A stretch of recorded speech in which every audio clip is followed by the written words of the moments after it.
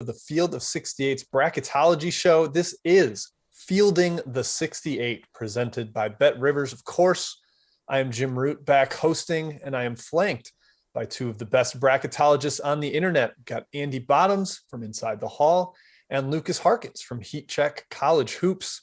Fellas, how are we doing on this fine Monday? Fine Friday. Gosh, get it right, Jim. A lot has happened this week. Andy, do you have anything that stood out most this week that really just jumped out? Maybe a result, maybe a team, a player, whatever it might be. Anything that really jumped out to you from this week? Yeah, it has been a crazy week. Lucas and I were on here on Monday, and it feels like quite a while ago, and a lot has happened since then. I think for me, the biggest is probably Michigan. And as we'll probably get into, they weren't really part of the conversation all that much at the beginning of the week. They managed to eke out a win against Penn State, and then just boat race Purdue at home, and here we are with what is sure to be a lot of Michigan conversation. So they've moved the needle the most, I would say, for sure, since Monday. Yeah, COVID scheduling gives us these weird ones where between Monday and Friday they'll play two games, and if you win both, you can certainly move the needle. And we'll talk about just exactly why Michigan moved the needle so much, because there's some intricacies to it. Lucas, anything for you that jumped out from the Tuesday through Thursday that was?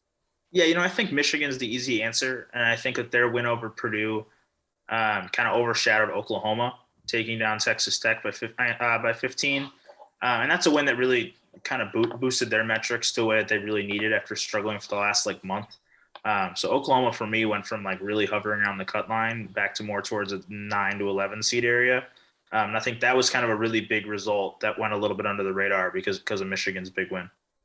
I thought you were going to pander to the host and talk about SMU, but good for you to hold back on that. There's plenty of that to be done to talk about my ponies. So before we get into one seeds and bubble and just really talk about some of these specific teams and how the field has shaped over this week, I wanted to get a little question in first. And we mentioned it a little bit pre-show, so I hope you got your thoughts together. Lucas, I'm going to start with you. The committee often cites the eye test and as kind of this unfair, unknown tie break that they can just kind of move the needle however they want on teams. Is that something you're looking to use where you're, or at least trying to guess how the committee might use the eye test, whether it's from a blowout or more nationally televised games or something? Is that something you consider, or are you just kind of not even trying to get into the weeds with that? Actually, you bring up a point on national TV games. I actually hadn't thought of that before, and that might be something I dive into in the offseason if I have really no life. But to actually answer your question, I think for me, I don't really put much stock into my own personal eye test for bracketology because my job is to project what the committee is going to do, and I don't think that my eye test necessarily would reflect what the people in that room really would bring up with. With that in mind, though, I think that while it doesn't necessarily relate to the eye test, there are some programs that I would see if they're sitting right around the cut line that I'm like, well, we've seen Syracuse get in when maybe when me or other bracketologists didn't think they were going to, and maybe I'll look at a team like a North Carolina this year, for instance, if they're right around the cut line. That might not be an eye test thing, but adjusting a team versus what they could actually be on seed wise. The almighty dollar is always dictating the thoughts and minds of many. Andy, what about you? Do you try to guess how a team might be better via eye test or worse due to what the committee might see? Yeah, I think along the lines of what Lucas said, I think it's a slippery slope to try to figure out how somebody's going to view that. And at the same time, I'm like anybody else. I get caught up in some of the games as well. And, you watch Michigan play the way they did last night, and it's like, well, this team is way better than what they've done. But, the committee has said for however long it's not your, last handful of games. And so, you're trying not to be a prisoner of the moment and get caught up in the recency of a great performance and say, hey, well, this really passed my eye test, when truth be told, I haven't watched every other Michigan game. I think that's the other part, is just the volume of games and teams that you'd have to really do in order to, and who knows how many games the guys in the committees are watching. They tell you they're watching all of them, and they may very well be at some point, but I think it's easy to catch a team on a good night and feel great about them. It's easy to catch a team on a bad night and think they stink. And I think you kind of recenter yourself from a bracketology perspective around what the resume actually says and what the metrics actually say. Yeah, that's the way to do it. And I find, even if I try to watch two games at once, my takeaways will not be as informed. So if you're locking in on just one game at a time, it's impossible to watch all of them. So I do think that's a tough thing to factor in. It does come to the conversation though. Let's get into the one seeds. We'll get your guys, each of your 4 1 seeds in order. We'll discuss if there are any differences there. But one question I want to even, I guess, well, before we get to it, let's just get your guys 1 seeds, and then I'll start to really poke at it. Andy, let's start with you. Let's get your 1 seeds first in order. What do you got? So I've got Auburn and Gonzaga still. I think they still sit there as the top 2, even with Auburn's loss at Arkansas since we last went over things. So I think those 2 are pretty set in stone. I would be hard pressed to find anybody who has anybody else there. But I moved Arizona onto the 1 line on Monday night when I did my bracket after Kansas lost. Arizona in the really any of the metrics, if you think there's 4 teams for or 5 teams for 2 spots in Arizona, Kansas, Purdue, Kentucky, and Baylor, they have almost the highest average resume metrics and the highest quality metrics. So in that regard, I had them there. They picked up 2 more quad 1 wins since we last were on the show, one of which was by virtue of actually winning a game at Washington State, the other by virtue of Michigan's performance and moving that into a quad 1 game. So I have them there, and then I have Kansas. I think these teams are all really closely bunched together. When you look at that, I'm sure Kentucky fans would look at that and say, hey, we should be there because we blew out Kansas at Kansas, and it is the entire body of work and all those cliche things that we like to say. I think Purdue's right there and not that far. And even Baylor, they get back to full strength and start to show what they did earlier in the season. They're not that far off either. So it's going to be a difficult. I mean, we got a few weeks to go certainly, but been difficult. But that's the way it shook out for me. Arizona separated a little bit, and then Kansas just slightly over Purdue. All right, Lukas, is that where you landed? Do you have the same order? What about yourself? I have the same 4, though in slightly different order.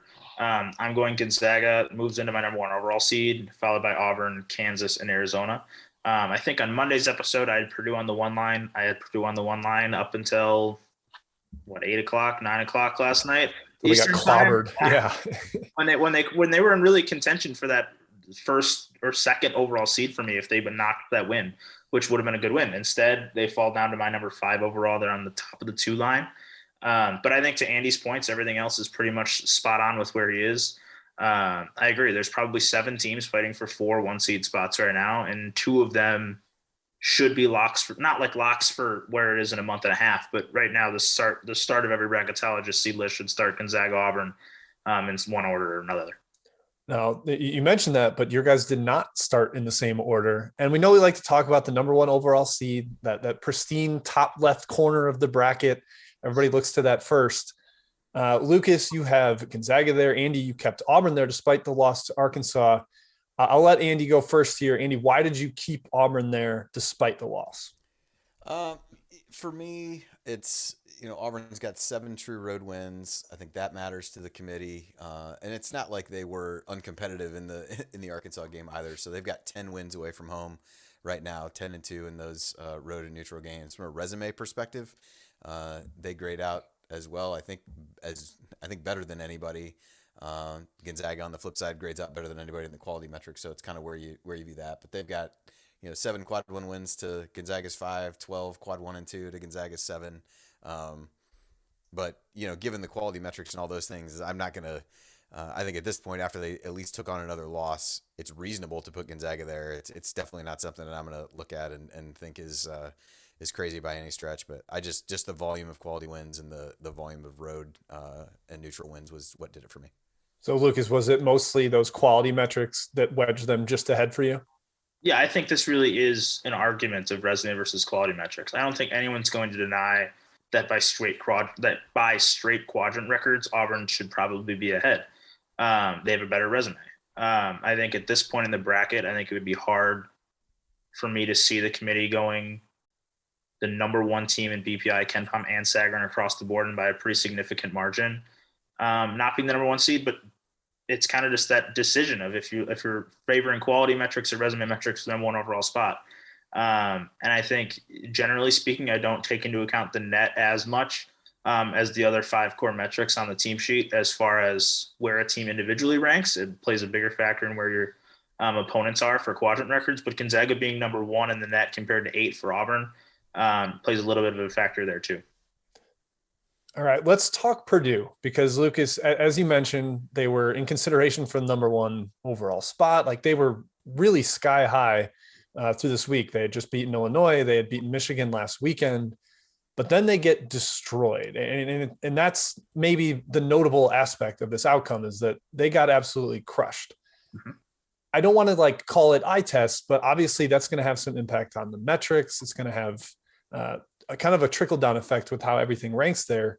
How much of the margin, or how much of a factor was the margin of that game in knocking Purdue down to the 2 line for you, Lukas? I think sizable. When I started my scrub last night, Purdue had the highest average metrics between resume and quality. If you just evenly weight your average resume with your average quality, they were number 1 in the country, with an 11-3 record in quads 1 and 2. Since then, they've fallen down to outside of the top 5 in every single metric. And you can compare that with teams like Arizona and Gonzaga and Kansas and even Baylor to an extent, and Kentucky, because I don't want BBN to get mad at me. They're chirping in the chat. Andy's going to have to talk about BBN. And I agree. Kentucky's in that group too. Unlike all those other teams, each of them have at least one metric in the top 5. And Purdue's now all sit between 5 and 10. So I think they're pretty solidly on the 2 line as the number 5 to 7 spot, but definitely on the 2 now. Okay, Andy, so I alluded to it. Kentucky, that's the one that's getting mentioned as potentially being the last number 1, specifically as it compares to Kansas. And I know you kind of briefly mentioned this when you were listing off your top 4, but is there anything specific on the resume of Kentucky and Kansas that really pushed the Jayhawks ahead, especially because everybody's going to be talking about Kentucky won at Kansas? That's going to be the big result that the people will cite. So what is it about their team sheets, their resume, that kept Kansas above? Yeah, for me, it's just the volume of quality wins, and I don't necessarily even mean that from a quad 1, quad 2 perspective, although Kansas does have more, even if you just look at those. I think Rocco has mentioned this on here, I'm sure Lukas has as well, but just in terms of like wins against teams that would be in the field right now, Kentucky has some great ones. They won at Kansas, they beat Tennessee, they won at Alabama, beat North Carolina, who's kind of just in or just out, depending upon your perspective. And that's really it in terms of the teams that they've beat who are actually in the field, versus Kansas. You can go down Baylor, Texas Tech, Iowa State, Oklahoma, Michigan State, Iowa State, they swept. You've even got some of the top mid-majors in terms of North Texas and Iona, who right now would be in the field by virtue of leading their league. So I think that's it as much as anything for me. But they're definitely close. It does come down a little bit to kind of which metrics you want to look at. I think the quality metrics, Kentucky's really rocketing up there. And this is probably where eye test is maybe a sign of me trying to avoid it.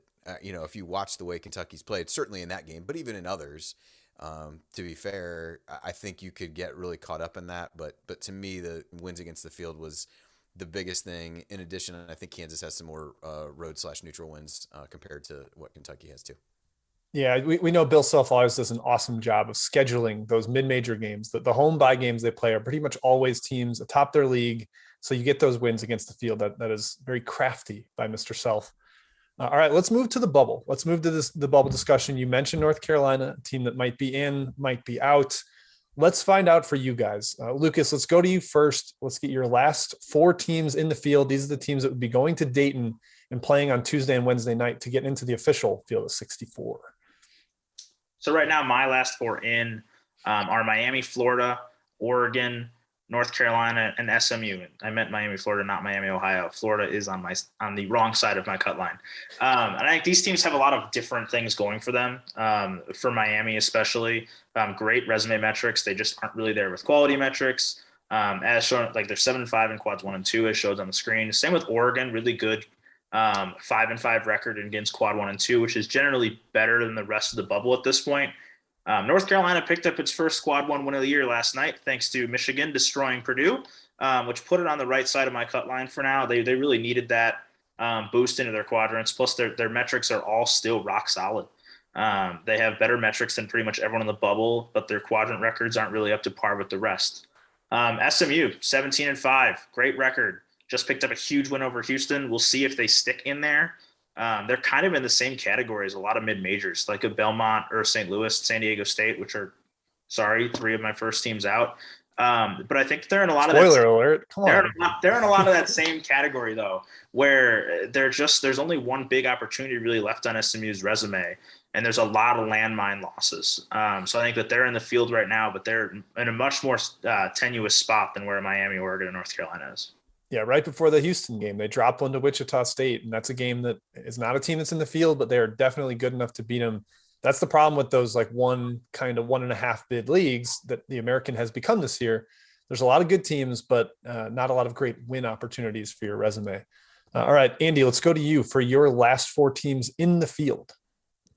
All right, so there's a little bit of overlap here, and so I won't belabor those teams. I have Miami there as well for the same reasons that Lukas mentioned. The quality metrics keep getting worse, it feels like, and which is not really what you want. Now, their resume metrics are really solid, which suggests they'd be in the field, but they do have a pair of Q3 losses, so that's a question mark for sure. I've got BYU in there. They might have been on the wrong side of things had they not managed to come back and win in overtime against LMU last night. So they've really, really struggled of late. Their quality metrics are dropping a bit as well. The BPI's dragging them down. And so now they've got 8 Q1, Q2 wins. That's down from 9 on Monday as things happen. But they've just, really, again, maybe this is a little eye test, just not looking great. They have that terrible loss to Pacific. So they're struggling. Luckily, their schedule gets a little bit better. And I know we're going to talk WCC in a little bit, so I won't say too much more about them. North Carolina, I reevaluated them a little bit based on some of what Lukas and I talked about on Monday. So with just in terms of like looking at their resume and quality metrics, they both rank really high in that as you average those out. The fact that they now have a quad 1 win helps a bit as well. Challenges for them. They're 0-3 in neutral court games. They've lost all but one of their games that they have lost by at least 9 points. So, and they don't have a lot of chances for good wins coming down the stretch. And then I had Michigan in there. And this is one I mentioned them earlier, but it's kind of crazy that you sit down and look at where they are right now. Their average quality metrics are 23.7. And a lot of that has to do with the beating they put on Purdue last night, but even their resume metrics aren't terrible. And so you step back and look at that. They do have that quad 3 home loss to Minnesota back when Minnesota was decent apparently, and since then though they've gone the wrong way, and that loss looks worse now than it did before. But beating Purdue at home, they've beat San Diego State, which kind of helps for head-to-head bubble purposes. They had a big win at IU where they blew out IU on the road. And so, when you compare them to other teams around them, their metrics are pretty favorable as you go. And their their schedule is super weird down the stretch. They've got some opportunities coming up. They play Ohio State, then they go to Iowa, then to Wisconsin, and then they play 4 straight home games after that as they try to reschedule some of these games and different things like that. So they obviously, compared to some of the other teams that we talked about, have a lot of opportunities to bolster their resume. Now, it's also a lot of opportunities to play themselves out of the field, but they probably, at least you'd rather be in that position where you can make a more compelling case as opposed to just don't stub your toe. Yeah, I like thinking sometimes of the teams that go to the first 4 almost as like classifications. There's usually one team that was awesome early in the year and they're bad late in the year, and then you just kind of ship them there and say, prove it. Miami team that's more resume than quality. Again, you ship them there, you say, prove it, earn your way into the field. I like kind of having those classifications for teams there. All right, let's go to the wrong side of the bubble. The first 4 out. Again, Lukas, I'll go right back to you for your first 4 out. I'm curious if we'll see Michigan there or if they were more safely in your field. So who do you have for your 4 here? Michigan was my 5th to last team in. So they just missed out on being in that last category. So my first 4 out, which I already kind of hinted at, are Belmont, St. Louis, San Diego State, and West Virginia. 2 of those teams, Belmont and San Diego State, were both in my field earlier this week and were pushed out by SMU's win over Houston and Michigan's win over Purdue. Belmont, great record, pretty good metrics kind of across the board. They're kind of in this tricky state where they just need to keep winning and get help. That's just kind of the nature of being in a mid-major conference right now. And they escaped Morehead State last night. I was just going to say that they dodged a bullet in a big way there. Yeah, and that is part of it. I mean, they're just, even Morehead State, who I think is a very good team, very good mid-major, gets Murray State this weekend in big, pretty bubble game.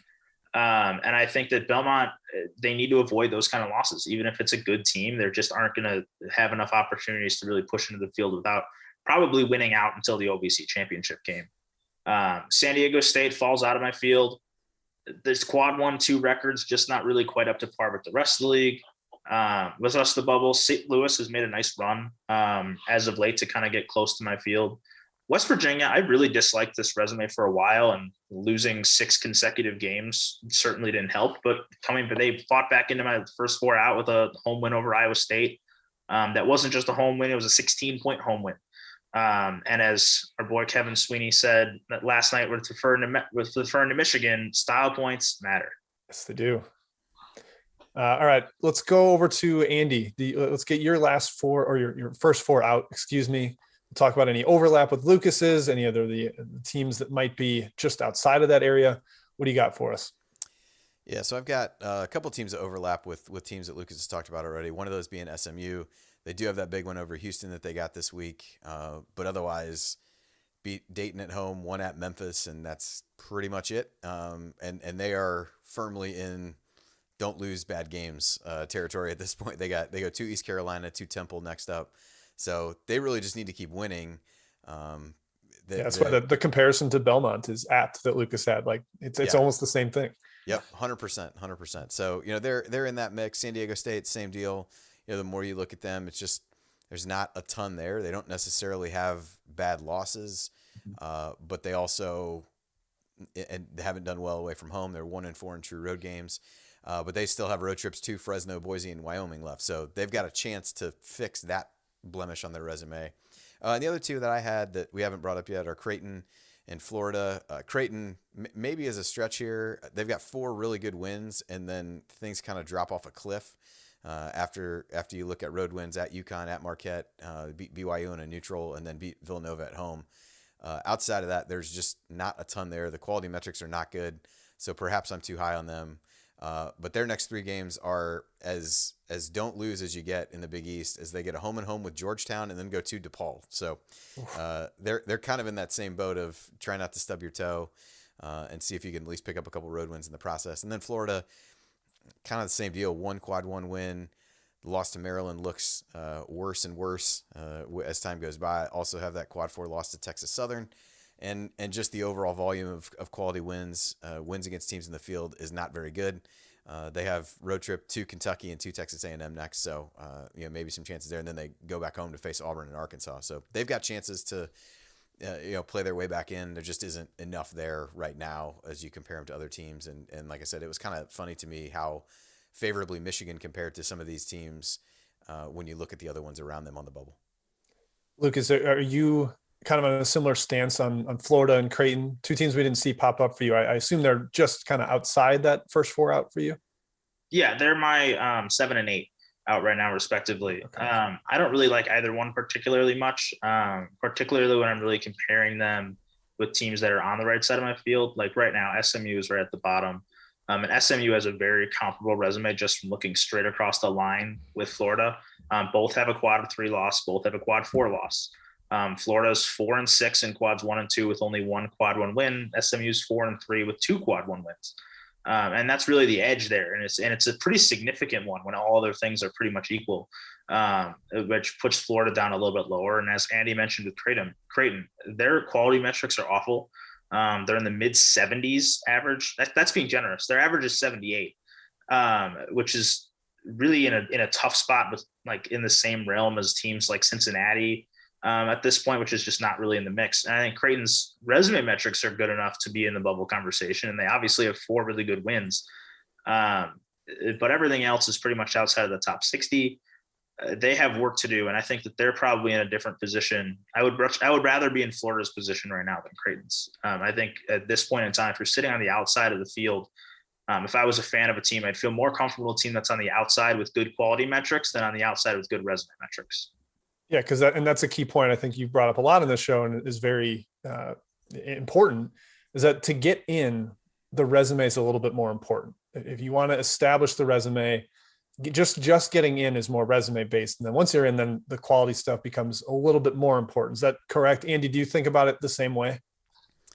I'm not sure if we referenced this or if I just mentioned this to Lucas, kind of before we got started one of the times. But yeah, he wrote a really good piece earlier this season just about looking at. There's not a ton of history, obviously, with how the net's been used and some of those things, but wrote a good piece on what it seems like or how it seems like they may be selecting some of those things. And I think that if you think about it logically, it makes sense.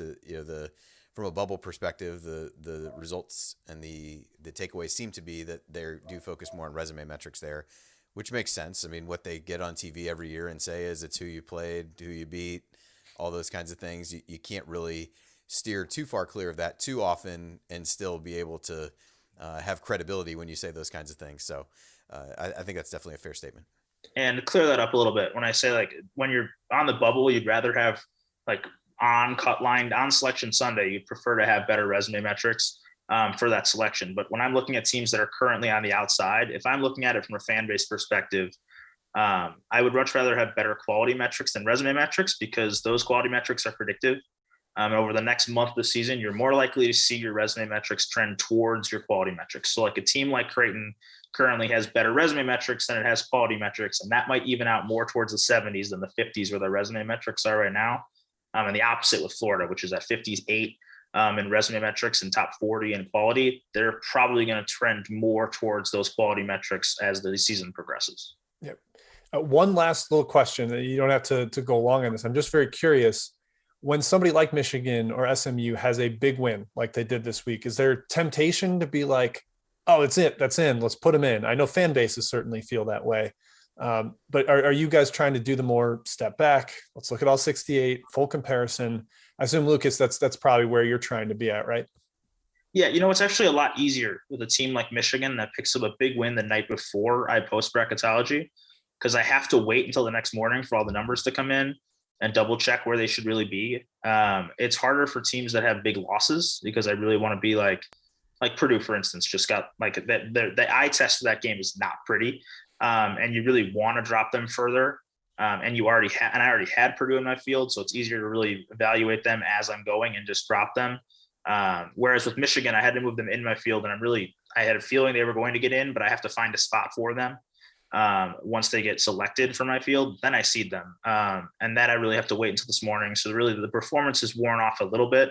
And it's a little bit more hard facts based than necessarily the performance in the night ago. Okay. Andy, I assume kind of the same way. It's hard not to give into the human emotion of like, whoa, what a win, big move, but it's more comparison, right? Yeah, I mean, and I'm an IU fan, so it warms my heart anytime that Purdue gets blown out like that. So that part is just the added emotion to it. But I think it is important to really try to take a step back and evaluate the entirety of it. And so that's where falling back on the full resume and the metrics and things like that. And to be honest with you, before I did that this morning, I wouldn't have assumed that I'd have Michigan in the field because they really weren't that much in the conversation, which maybe suggests I wasn't doing a good job before this to really have them where they needed to be. But either way, they weren't really on the radar. So you kind of tend to tell yourself, well, one win doesn't erase anything else that you did.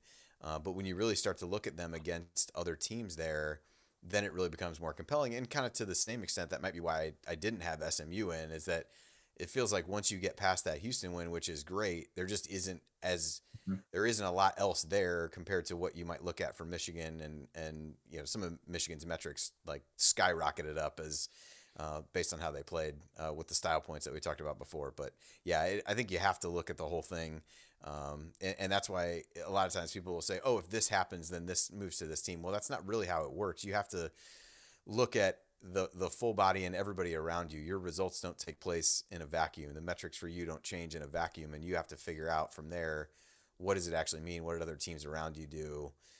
Not just what you did. Yep. I love that point. All right, let's go to a discussion about some specific teams. We kind of got to Michigan and North Carolina, so I don't want to belabor them too much. But let's talk Murray State, the Racers. They have got a big one coming up against Morehead State. They are definitely a darling in the Missouri Valley, right? Or excuse me, the Ohio Valley. But they have kind of a tenuous path to getting there because it's one of those deals where in a mid-major league, it's a lot of mines, a lot of tricky traps you could step on there, but nothing in terms of moving the resume up. So from where they're at right now, Lukas, do you think they need to win out to the OVC title game? Obviously, as Andy just mentioned, nothing happens in a vacuum, so you can't say this with 100% certainty. But do you feel like they have a little leeway in their resume right now? Or are you more worried about them as we go down the stretch? I think they have a decent amount of leeway, particularly with their closing schedule. At Morehead State's not a terrible loss if they end up taking it. Neither is at home against Belmont. And that really only leaves them with 3 games that KenPom gives them a higher than a 90% chance of victory. And those are huge landmine games, but so far this season, Murray State has shown no reason to believe they won't win those games. They've really beaten the teams they're significantly better than consistently throughout the year. I have Murray State currently sitting on my 9 line, and I think that their metrics are pretty good across the board. I talked about this on Monday a little bit, where if there's a truly big outlier, I'll think about tossing that out a little bit in consideration. That's kind of where I stand with Murray State. 29th in BPI, 27th in KenPom, and then 71st in Sagarin. One of those is unlike the other. And I think that there's something to be said for when all other metrics are in the top 30, except for KPI and Sagarin, they're probably closer to that than they are in the 60s and 70s, like those other 2 metrics would say. Andy, are you kind of on the same page with Murray, or do you think there is more risk with their schedule down the stretch? Well, I think those other 3 games, they certainly can't drop any of those. I would think where they are right now, you probably could drop one of the Morehead Belmont games. I don't know that you could drop both, or you'd get pretty might be a little bit tenuous. I think the OVC, and I don't remember whether they changed this, aren't they one of the leagues that gives like the champion ends up in the double semifinals? Yep, 2 teams in the semis. Started. And now the odds are there. If they do win the league, Belmont and Murray and Morehead State are playing in the other semifinals, so they've got another winnable game, and they probably do get to the title game. So I guess it's not too early to start thinking about conference tournaments in that regard. But yeah, I think if they lose one of them, they're okay. I think if they lose 2, it gets a little dicey. And I think if they lose both, then I'm not sure how that shakes out in the standings. It probably goes to different various tiebreakers and stuff like that. So we'd have to see where it shook out and what they'd be able to do in the OVC tournament. But I've got them on the 10 line, which suggests there's a little bit of room to drop and still be in the field. Yeah, it is interesting that if they win one of those 2 games against Morehead State and Belmont, which I think they could easily win both. If they just win one of those games, they're like almost in the same case as losing 2, as long as they make the OVC championship game. Because if they lose 2, they'll probably have to face Morehead State or Belmont again in the semis, and then they'd have to win that game, which would be a nice resume booster late in the year too. Yeah, you got to figure that out. Play the strategy game. What actually is best for you there? Lukas, what is best is winning every game the rest of the year. True. Yeah, all else equal, just win, baby. Lukas, you mentioned something that I think is actually worth discussing, at least real quick. The rogue metrics. Every once in a while, either on the predictive side or the quality side, or the resume side, one number will be completely off. You kind of implied or said, I guess, explicitly that you're tempted to ignore the one that's a complete outlier. Andy, do you do the same thing? Are you thinking like, BPI is very low on a lot of Mountain West teams? Lukas, I know you and I talked about that on Twitter a little bit. You dare give away an article I'm writing next week. Yeah, I will stay hush on the details. But Andy, do you consider that like, oh man, this one metric is across the board low on these Mountain West teams? I don't want to put too much influence on it. Are you thinking that consciously? I think when it gets down to maybe breaking ties with some teams, once you get a cluster of teams that you're looking at, I think that can be something that you would use. The challenge is that when it's consistently the same one, which may or may not be, the direction that Lukas is going, and some of the other, comments this week in terms of why BPI might be the way that it is, and different things like that. It gets difficult because a lot of the Mountain West teams, as an example, are clustered around each other, and they're clustered even with some of the West Coast Conference teams. Well, those, for whatever reason, we want to attribute that to the outlier ends up being the same. So in some result, it's whatever the opposite of a rising tide lifts all boats is. It's it's having the same impact on all of them. So it might not really be that big a deal. But I do think it's important to look at those because they what we can't see is what's under the hood with some of these metrics, but it does at least raise your eyebrow to say which one of these makes sense. And that when you look at the when you look at the resume metrics is a little bit tougher because you've only got 2 versus the quality metrics where you've got 3, and it's kind of easier to spot the outlier where, either one could be the outlier in the quality metric or in the resume metrics. Now the resume is a little bit easier to at least look at who they beat and kind of form your own opinion on that, and maybe which way you want to go if those two don't tell the same story. I know the net gets the flack for not being there's no, what's the word I'm looking for? It's mysterious. We don't know how it's calculated. But BPI also has that going on. So maybe it deserves the same kind of flack.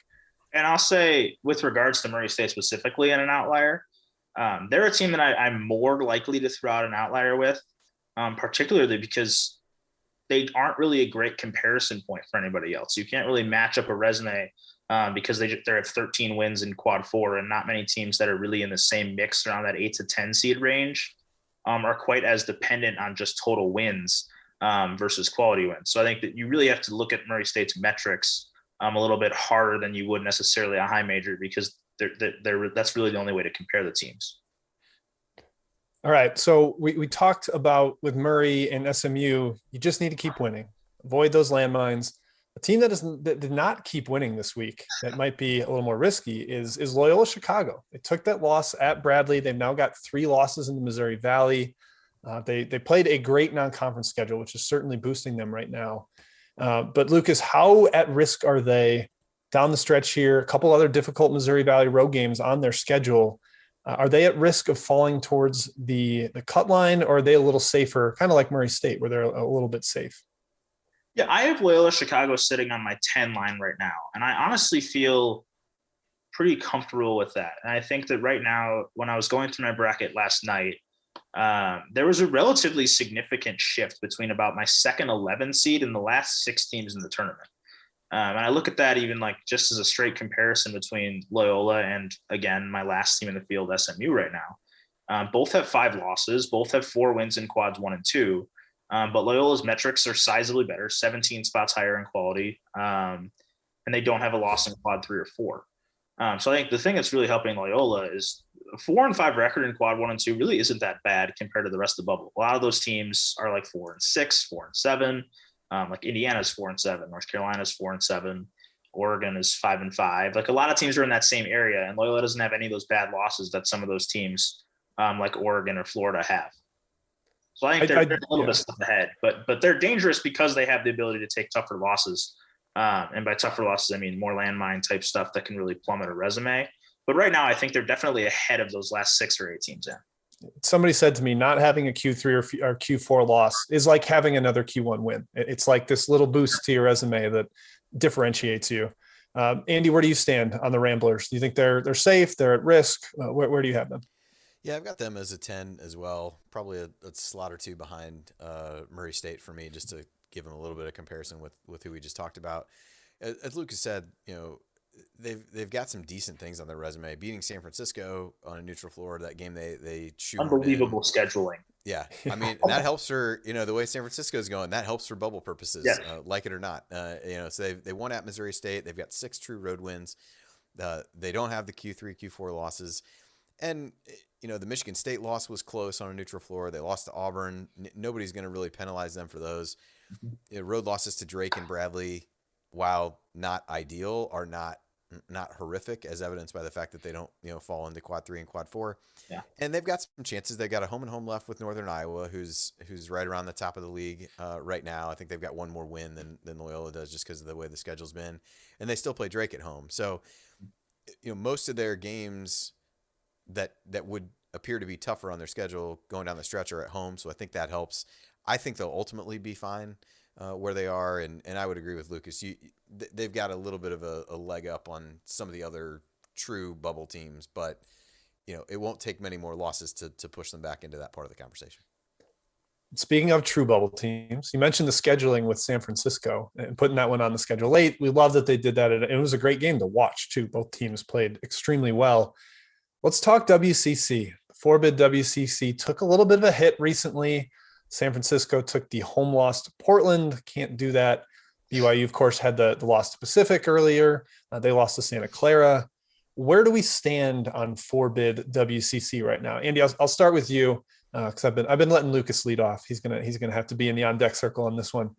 So 4-bid WCC, do we still have it? Is it realistic? Are we going to lose one of these teams down the stretch? What do you think? Well, it's not trending in a great direction, certainly given recent results and particularly the losses that San Francisco and BYU took. I'm going to talk about St. Mary's for a second. I don't bring this up to say that they're going to fall out of the field and onto the bubble, but their remaining schedule is pretty rough, at least in terms of who they play. Now, this also provides opportunities for the other teams, but they still play Gonzaga twice. They play at home against San Francisco and BYU, and then they go to San Diego, so not much to worry about with that one. But they've got 4 games left against the tougher teams in the league. I don't see them losing all 4 of those, especially because 3 of them are at home. But their schedule is easily the hardest of the non-Gonzaga crew out here. But with San Francisco, that loss to Portland is a crusher. They got some style points last night by running it up on I forget who they played. Pepperdine. Yep. Pepperdine. So yeah, they got back a little bit of what they gave up there by putting a big number up. And their average quality metrics are still substantially better than what BYU's are, of 43.3 compared to a 59. Their resume metrics are slightly worse, but pretty close to what BYU is. So again, they've each won on each other's home floor. If you look at San Francisco and BYU, so that kind of cancels itself out. You've got San Francisco with some decent neutral court wins over the likes of UAB and Davidson. And so you look at their remaining schedule, they got a lot of road games. They play 4 of the last 5 on the road, which can help if they're able to win. They go to Santa Clara, which won't be easy. Actually, that's a Q1 game, which is wild. Yeah, I know. It really, yeah. So that's an opportunity to get another quality 1 win, or a quad 1 win, another quality win. That'd give them 3 quad 1 wins. Then they've got games at Pacific, at St. Mary's. They play Gonzaga at home, and then they go to San Diego. And then contrast that to BYU, who's really trending in the wrong direction. They've got 8 Q1, Q2 wins, but maybe 3 or 4 of those are against teams in the field at this point, which I think we touched on a little bit on Monday's show. And so they've got an odd schedule as well, where they just played Loyola Marymount. Now they go to Pepperdine. They play Loyola Marymount and Pepperdine again to end the season at home, and then they go to St. Mary's kind of in the middle of that. So they both have some games they can't really afford to lose, but there's also some games that could really help bolster their case as well. So I'm not sure, based on the way they're trending, that it ends up being 4 and maybe it's closer to 3. I just don't have a great feel for which one ends up finding itself on the wrong side of the line. What about you, Lucas? Where do you stand with the WCC? Are you thinking it's going to happen, or are we starting to sweat? Going to be sweaty on the West Coast for those teams on Selection Sunday? I think there'll be some sweat. I mean, I think for sure Gonzaga and St. Mary's are locks right now. It would take like a massive collapse for me to get St. Mary's in the last month of the year to go from one of my 6s to out of the field. So I think they're safe. As far as San Francisco and BYU go, one thing that's going in their way, I think, is unlike other years, they're not alone on the bubble with having a quad 4 loss. Both of them have quad 4 losses, but so does Florida, and they also have a Q3 loss, which neither San Francisco and BYU do. UAB has a quad 4 loss, also like Florida, a quad 3 loss. And I think that there's more teams on the bubble that have those kind of bad losses that make, yes, the San Francisco and BYU recent losses are bad. But the fact that they took them in conference doesn't mean any different than Florida taking theirs in non-conference to Texas Southern. Spot on. It's the same thing. They're just coming at different times. And I think when you look at San Francisco and BYU right now, San Francisco's 6-5 in quads 1 and 2, BYU's 8-7 in quads 1 and 2. Tell me how many bubble teams there are between 11 and the first 8 out that have an above 500 in those 2 quadrants, and it's less than both of those 2 combined, because there just aren't that many of them. They don't have the same level of like elite level wins. Like there are teams that have fewer wins overall in quads 1 and 2, but those wins might be better quality. But I think that we see San Francisco and BYU right now. I think both of them are on my 11 line. And as I talked about earlier, there's a gap between my first 2 11s and the rest of those 6 that are in. And those are my first 2 11s. So I think they're in a spot that's certainly not comfortable right now. But I think that I think 3 big WCC teams will definitely get in. I feel confident one of San Francisco or BYU will get in. And I think there's probably a 50-50 shot at the other. Love to hear that. I'm sure they love to hear that as well. They're going to be sweating down the stretch and intense on Selection Sunday. All right, let's close things out, guys, with a little bit of a quick look ahead to tonight, to Saturday. A game or 2 to watch for you that you think is really big for the bubble or for seeding, just for something that's really going to swing your results. Obviously, there could be some 30-point blowouts that change everything, a la Michigan. But just from one team versus the other, Andy, is there a game that you're zeroed in on for this weekend? I'll take the first one, and there may be a couple others we hit here, but UCLA USC is interesting to me. When you look at USC's resume, you won't find much from a from a quality win perspective, and so this becomes a pretty important one for them. The metrics are really really good from a quality perspective, but the overall wins, their lone quad one win is at Washington State. They beat San Diego State on a neutral, and then otherwise it's road wins at Colorado, Temple, and Utah. So that becomes an important one for them. Not really a bubble one with bubble implications, which we can probably get to some of those after this. But that was one that stood out to me just as a big opportunity for a team that doesn't have a true marquee win to maybe get one. Yeah, you listed those wins, and I believe that was 0 against the field because Washington State's not in. San Diego State's probably outside looking in right now. They need to start racking up a few wins against the field.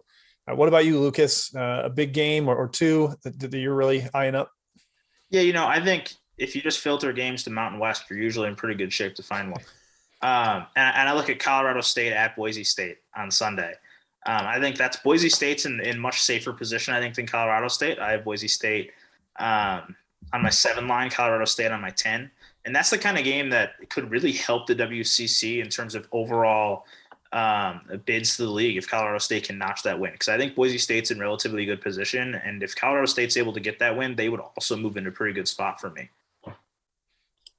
Yep, I think that's a spot on point. Anything else, Andy? You mentioned you got a couple games, so we can hit a couple here quick.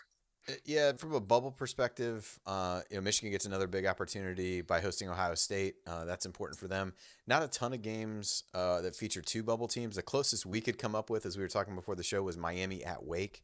I know Lucas and I both had Miami in our last 4 in. Wake's a little bit safer than that, but also another team that doesn't have a ton of marquee wins. So it would really help Miami to pick up a big road win. And it would give Wake another solid win as well. So that's the closest bubble on bubble game, I would say. Yeah, and I know Rocco often cites that non-conference strength of schedule for Wake Forest. They need to stay away from the bubble because that's a number that could be a disqualifier for them. So the more they stay above that, the better they'll feel. Anything else you want to mention here, Lucas? Any other games? Yeah, I don't think there is a single more important game of the weekend for anybody, and I know this is a hot take because I think it's an unlikely result, but Memphis at Houston. Yeah. Memphis is very just kind of a slightly worse version of where Michigan was a week ago. They've won 4 straight games. They get Houston on the road in one of their last opportunities to beat a tournament quality team. They still get Houston at home in their last game of the regular season. But Memphis is kind of one of those teams that has just kind of hung around the conversation where they're one really good win, which just beating Houston, which they're 13-point underdogs against on the road on Ken Palm. Just beating them would be such a massive win for both their resume and their quality metrics that they could find themselves right in the mix on the cut line if they're able to get that, however unlikely, victory. And I think it's a really, really big opportunity for them. Yeah, they played them close twice last year. They've been a better team with DeAndre Williams and Jalen Duren in the lineup. Those guys just came back. It's possible we will have the Memphis coming up out of the coffin, Undertaker style. They're back in the picture. That might be a Monday conversation. This is my hope. Hopefully a Nostradamus Monday moment. Yes, we're going to play that clip on the Monday show, and you're going to sound very prophetic. All right. I think that wraps it up. This is a great chat here on Friday. I appreciate you guys joining me. Again, that's Andy Bottoms from Inside the Hall, Lukas Harkins from Heat Check. Check out their work. Andy is an avid IU fan, as he mentioned. I'm sure he's real pleased with their little dalliance trip out in Chicago that they kind of ruined themselves there. The worst part of that was, the loss was obviously not good, but hosting a post-game show that started after 11 o'clock local time and thinking, even if they lose, can we just have a quick conversation about this? But then the suspensions spiral you into a conversation around the direction of the program and where things might go. And so you end up being on for an hour and 15 minutes and wishing you were doing something else. So yeah, it was really great all around great time in the Windy City for IU and associated personnel. Naturally, love it. Lucas, is there anything you want to plug? I know you mentioned you said you got an article you're working on. Do you want to give us any details, or should we just wait and see? I think we'll wait and see on that one. I spent a good hour on an Excel spreadsheet last night because no better way to watch basketball than with numbers. Hey, I love me a spreadsheet, so I am not going to criticize you. Coming from an accounting background, I live in Microsoft Excel. So. All right. Thank you, everybody, for tuning in. Thank you to the Field of 68. Thank you to Bet Rivers for sponsoring the show. everybody that tuned in, make sure you're checking out the seed list, the consensus seed list that will come out from the Field of 68 after the show. It is built by Andy, by Lukas, and then also by Jonathan Warner and Rocco Miller, our 2 other bracketologists. So you get multiple opinions blended into one field, and takes out any outliers. I think it's a great way to look at the bracket. So keep an eye out for that. Thank you to Dagan Hughes, our producer behind the scenes. He has been putting up all those beautiful graphics. So a big nod to everybody. We'll be back on Monday at the same time, talking more bracketology. Until then, enjoy the weekend.